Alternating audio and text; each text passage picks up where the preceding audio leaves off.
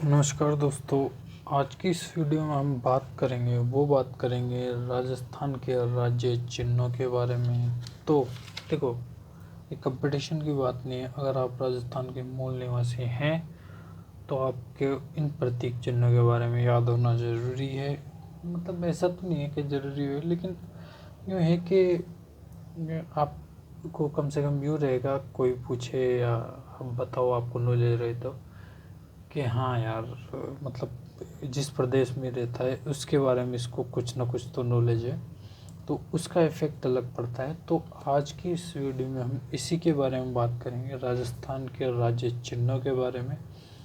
तो पहला है राजस्थान का राज्य वृक्ष, जो कि है खेजड़ी। खेजड़ी को राजस्थान का राज्य वृक्ष, राजस्थान का कल्प वृक्ष, राजस्थान का शमी वृक्ष, मारवाड़ का शमी वृक्ष या मारवाड़ का कल्प वृक्ष भी कहते हैं, और इसका वैज्ञानिक नाम है प्रोसोपिस सिनेरेरिया। और खेजड़ी को राज्य वृक्ष का दर्जा कब दिया गया? वो दिया गया था 31 अक्टूबर 1983 को। और इसकी जो फली है उसको बोलते हैं सांगरी। सांगरी को सुखाकर सब्जी बनाई जाती है, सब्जी के रूप में भी इसको उपयोग किया जाता है। तो सांगरी जो है एक अभी के टाइम पे काफ़ी महंगी फली है। शायद इसकी रेट जो है वो 1000 रुपये किलो है। और इसकी जो पत्तियां हैं, लूम कहा जाता है, इनको चारे के रूप में उपयोग किया जाता है। विजयादशमी, जिसको दशहरा भी बोलते हैं, उस दिन शमी वृक्ष की पूजा की जाती है। खेजड़ी के वृक्ष के नीचे गोगा जी और जुझार बाबा की थान होती है। और आपसे पूछा जाए कि खेजड़ी दिवस कब मनाया जाता है, तो वो मनाया जाता है 12 सितंबर को। ठीक है। अब इसके बाद क्या हुआ था, खेजड़ली गांव की घटना, ये भी कभी कभी पूछ लिया जाता है। तो खेजड़ली गांव की घटना कब हुई थी? ये हुई थी 1730 में। जोधपुर के जो राजा थे, उनको राजमहल के जो निर्माण कार्य के लिए लकड़ी की आवश्यकता थी। उस टाइम पे उन्होंने सैनिकों को भेजा कि जंगल से लकड़ी काट के लाओ। आसपास के जंगल में सैनिक गए, और वो जब गए जंगल में, तो वहाँ पे अमृता देवी को पता लगा कि सैनिक लकड़ी काटने के लिए आए हैं। तो उन्होंने उसका विरोध किया, और उसको विरोध करते हुए वो पेड़ के चिपक गई, और उसके साथ चिपक गए 363 लोग।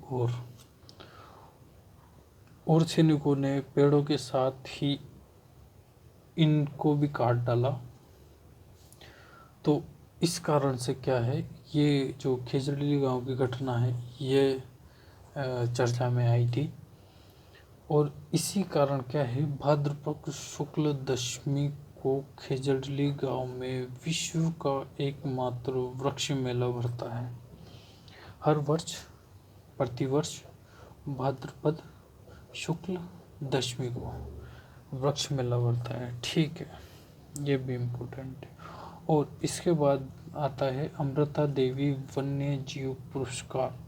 और ये अमृता देवी वन्य जीव पुरस्कार कब प्रारंभ किया गया था? वो प्रारंभ किया गया था 1994 में। और ये पुरस्कार है क्या, किसको दिया जाता है? तो ये पुरस्कार दिया जाता है वन्य जीव संरक्षण के लिए। किसी पुरुष ने अगर वन्य जीव संरक्षण में अपना योगदान दिया है, वन्य जीव संरक्षण में अच्छा काम किया है, तो उसको दिया जाता है। और वन्य जीव संरक्षण में दिया जाने वाला ये राजस्थान का सबसे सर्वश्रेष्ठ पुरस्कार है। अब अपन बात करें कि राजस्थान में सबसे ज़्यादा जो खेजड़ी के वृक्ष है वो कहाँ पाए जाते हैं, तो वो पाए जाते हैं नागौर में। खेजड़ी के वृक्ष कहाँ पाए जाते हैं? सबसे ज़्यादा नागौर में पाए जाते हैं। राजस्थान का पुष्प कौन सा? राजस्थान का राज्य पुष्प कौन सा है? रोहिड़ा। रोहिड़े का वानस्पतिक नाम क्या है? टिकोमेला अंडुलेटा। इसको बोलते हैं राजस्थान का सागवान, मारवाड़ का सागवान, मारवाड़ टीका, या राजस्थान की मरुशोभा, या मारवाड़ की मरुशोभा भी बोलते हैं। इसको कब दर्जा दिया गया था? वो दर्जा दिया गया था 31 अक्टूबर 1983 को। अब देखो, ये एक चीज़ है कि आप कंफ्यूज ना हो जाएं कि मतलब पक्षी और पुष्प, वृक्ष, इनको कब दर्जा दिया गया था। तो एक ट्रिक है, वृक्ष वृक्ष पे क्या लगते हैं? पुष्प। तो वृक्ष और पुष्प एक ही चीज़ है, मतलब एक के साथ, जो अगर वृक्ष का नाम आता है तो पुष्प उसमें ही आ जाता है,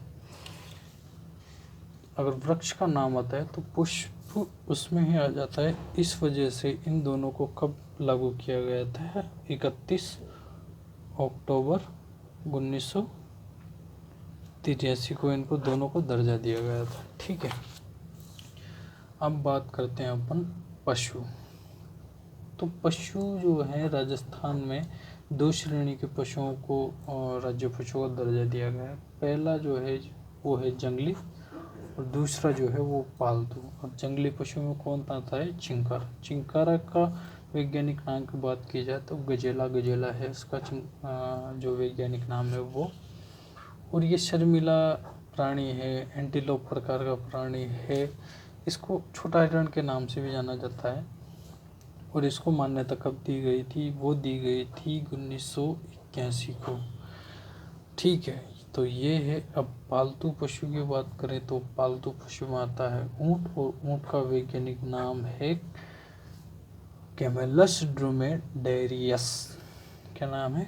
कैमेलस ड्रोमेडेरियस। पालतू पशु का दर्जा इसको दिया गया था, ये काफ़ी इम्पोर्टेंट है। पालतू पशु का इसको दर्जा दिया गया था 3 जून, और जो 2014 को इसको पालतू पशु का दर्जा दिया गया था। किस श्रेणी में का पालतू पशु है? ये है घरेलू श्रेणी का पालतू पशु। और जो राजस्थान में ऊँट पलक जाती है वो है रेबारी। ऊँटों के देवता है बापूजी। बापूजी कौन है? लोक देवता हैं, जो कि ऊँटों के देवता के नाम से भी जाने जाते हैं। सर्वाधिक ऊँट कहाँ पाए जाते हैं? वो पाए जाते हैं बाड़मेर में। सबसे कम ऊँट पाए जाते हैं प्रतापगढ़ में। और ये है राजस्थान, या फिर बोल दो भारत की एकमात्र ऊँटनी के दूध की डेयरी है, वो है उर्मुल दूध डेयरी। उर्मुल दूध डेयरी है, और ये कहाँ पे है? बीकानेर में। कहाँ है? बीकानेर में। अब बात करेंगे राजस्थान के राज्य पक्षी की, वो है गोडावण। ठीक है, और इसका वैज्ञानिक नाम जो है आर्डियोटिस निर्गेसेप्स। क्या है इसका वैज्ञानिक नाम? इसको सोहन चिड़ैया या शर्मिला पक्षी है, इसको बोलते हैं ग्रेट इंडियन बस्टर्ड के नाम से भी जाना जाता है। और अगर हम बात करें जो है गोडावण के प्रजनन केंद्र की, तो ये कहाँ पे स्थापित है? जोधपुर में। जो ठीक है, और ये पाया जाता है 3 जगह पे पाया जाता है, और ये क्वेश्चन इम्पोर्टेंट है। 3 जगह पे पाया जाता है। ये पाया जाता है जैसलमेर के मरु उद्यान में, इसके बाद सोरसन बारा में, और अजमेर का जो सौंकलिया क्षेत्र है यहाँ पे ये पाया जाता है। अब बात करेंगे राजस्थान के राज्य नृत्य की, जो कि है घूमर। घूमर को क्या बोलते हैं? लोक नृत्यों का सिरमौर, सामंतशाही लोक नृत्य, रजवाड़ी लोक नृत्य, राजस्थान के नृत्यों की आत्मा भी बोला जाता है। घूमर नृत्य की उत्पत्ति मध्य एशिया के भरंग नृत्य और इसके बाद मृग नृत्य से हुई है, तो ये इम्पोर्टेंट है। इसके बाद पुरुष रस प्रधान नृत्य है। पुरुष रस प्रधान नृत्य है, लेकिन महिलाओं द्वारा ज़्यादा किया जाता है। और ये मांगलिक अवसरों पर, जैसे त्यौहार है, अवसर है, कोई भी उत्सव है, जो सर्वाधिक किया जाता है गणगौर पर किया जाता है। महिलाएं भाग लेती है, सबसे ज़्यादा मुख्यतः महिलाएं भाग लेती है। इसके बाद है केसरे बालम पधारू जी मारे देश।